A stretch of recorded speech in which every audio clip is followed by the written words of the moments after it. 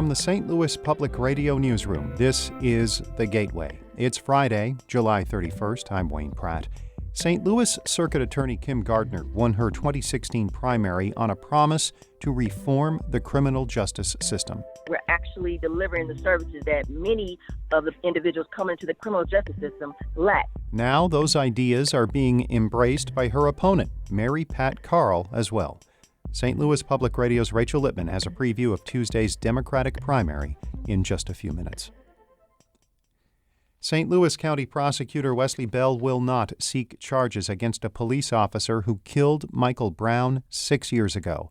St. Louis Public Radio's Jason Rosenbaum reports. Brown's death in 2014 sparked widespread protests and was the catalyst behind a movement decrying police killing black people. But nearly 6 years after a grand jury and federal prosecutors declined to charge Darren Wilson, Bell said after a 5-month investigation that evidence wasn't there to bring charges against the former Ferguson police officer. Could we prove beyond a reasonable doubt that when Darren Wilson shot Michael Brown, he committed murder or manslaughter under Missouri law? After an independent and in-depth review of the evidence, we cannot prove that he did. Bell said he spoke with Brown's family before announcing his decision. He also says the case is prompting changes, including recording grand juries. I'm Jason Rosenbaum, St. Louis Public Radio. Black residents in St. Louis are about 3 times more likely to be denied a mortgage compared to the overall rate. That is one of the conclusions in an analysis of federal mortgage data from online money borrowing firm LendingTree. Glenn Burley works at the Equal Housing and Opportunity Council. That's a nonprofit that fights housing discrimination. He says discriminatory lending practices have made it much harder for black neighborhoods to thrive in St. Louis. There's a whole bunch of things that happen when you don't allow lending to go into an area, including long-term ones that then set up the next generation to also be poorly positioned to purchase a home. Burley adds it's not just first-time home buyers who are harmed by discrimination. Without access to loans, he says many black families in St. Louis cannot afford to maintain or renovate their homes. Many school districts throughout the St. Louis region are sticking with remote learning. County Executive Sam Page is recommending all schools in the county start the year virtually. St. Louis Public Radio's Ryan Delaney reports. It was less than 2 weeks ago school districts cautiously told families they could choose to send their kids back to school part of the week. Since then, the pandemic has surged in the area. Now, more than 24 schools in St. Louis City and County will continue remote learning. And the list is growing. Rittner School Superintendent Chris Kilbride says it's easier to start virtual than open schools and have to close them again. We think that transition is going to be less impactful to families as opposed to starting out the year in a hybrid model and then having to transition. School officials say virtual instruction this fall will be an improvement from the spring. I'm Ryan Delaney, St. Louis Public Radio. Election authorities have received a record number of absentee and mail-in ballots for Tuesday's Missouri primary. Officials have started verifying those ballots. They say 97,000 residents in St. Louis County have applied to vote by mail. That's the most of any county in the state. St. Louis County Democratic Director of Elections Eric Fay says he hired extra ballot counters this year to ensure results will not be delayed.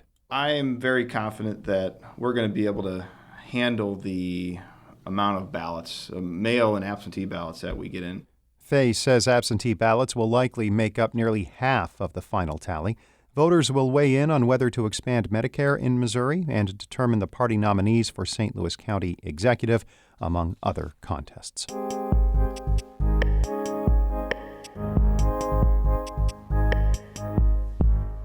St. Louis Circuit Attorney Kim Gardner came to power in 2016 as part of a national wave of prosecutors elected on criminal justice reform.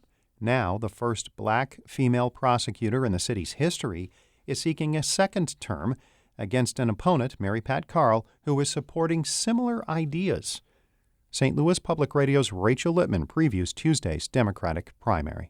Both Gardner and Carl speak of the criminal justice system as a way to give people second chances. Here's Carl at a virtual debate sponsored by Action St. Louis. We surround them with tools and avenues to success. We can turn what could be a life-defining moment, the hardest moment of their lives, into finding their own resilience. Key to those second chances are diversion programs, which are central to both campaigns. Those programs give people a chance to avoid a criminal record by pairing probation-like requirements with support such as job training, mental health treatment, and education. Gardner's predecessor launched diversion programs in the city in 2015. Gardner takes credit for giving the prosecutor's office a larger role. When we bring those systems inside our office, one, we hold people accountable, but at the same time, what we're doing, we're actually delivering the services that many of the individuals coming into the criminal justice system lack. The impact of diversion programs on crime in the city isn't clear. While the numbers were down through May of this year, they took a sharp turn upward in June, driven by a spike in violent crime. The city is now on pace to have well over 200 homicides in 2020, compared to 194 last year.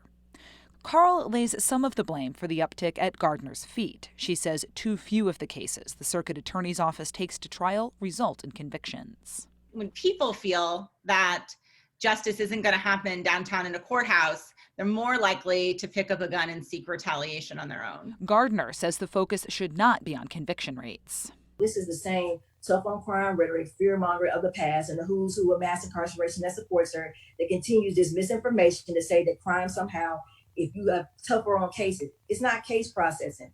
You can have thousands of cases, but it still have violent crime. Carl says it's a misperception that she is the tough on crime candidate. I got painted a picture of me in 2016 that wasn't accurate.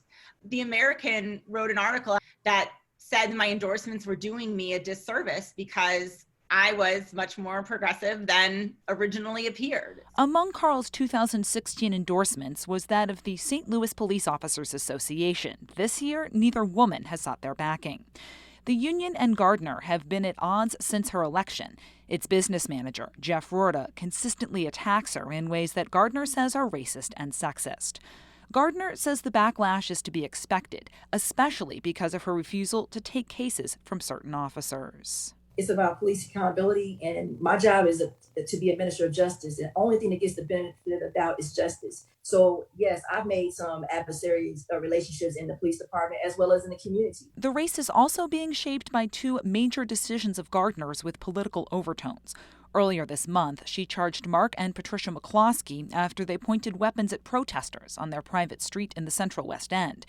In response, Governor Mike Parson pledged to pardon the McCloskeys, and Attorney General Eric Schmidt demanded the case be dismissed in a court filing. Both are Republicans.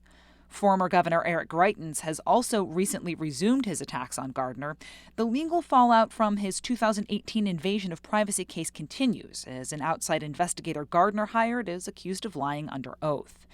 Gardner defends both decisions as examples of her pursuit of equal justice. For her part, Carl says people need to move on. We've got 60 children shot, and we're still talking about Eric Greitens. The winner of Tuesday's primary will face Republican Daniel Stradovsky in November. I'm Rachel Lippman, St. Louis Public Radio. Our Fred Ehrlich edited that report. Shula Newman is the executive editor of St. Louis Public Radio. Music by Ryan McNeely of Adult Fur. I'm Wayne Pratt. From the St. Louis Public Radio newsroom, this has been The Gateway.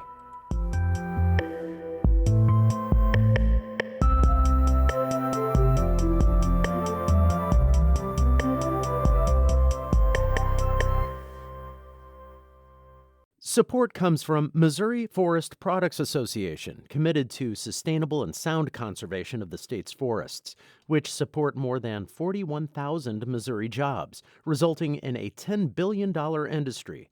ChooseWood.com.